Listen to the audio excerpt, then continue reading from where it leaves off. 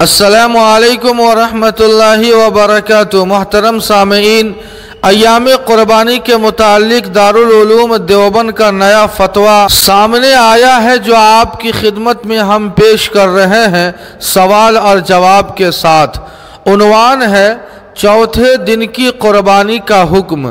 سوال: حنفیہ کے نزدیک قربانی کا دن تو 3 دن ہے، لیکن میں دیکھتا ہوں کہ کچھ لوگ 4 دن قربانی کرتے ہیں اور دوسرے لوگوں کو بھی کرواتے ہیں۔ قرآن و حدیث کی روشنی میں جواب مطلوب ہے۔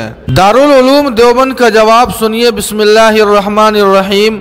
احناف کے نزدیک قربانی کے 3 ہی دن ہے، یہی جمہور کا مسلک ہے۔ چوتھے دن حنفی کے نزدیک قربانی درست نہ ہوگی۔ حضرت ابن عمر رضی اللہ عنہ کا قول ہے یوم النحر کے بعد قربانی 2 دن ہے، لہٰذا جو لوگ 3 دن کے بعد قربانی کرتے یا کرواتے ہیں ان کا عمل جمہور سے الگ اور حدیث مذکور کے خلاف ہے۔ جہاں سامعین، امید ہے کہ پورا مسئلہ آپ نے سمجھ لیا ہوگا۔ اللہ پاک عمل کی توفیق عطا فرمائے۔ والسلام علیکم ورحمۃ اللہ۔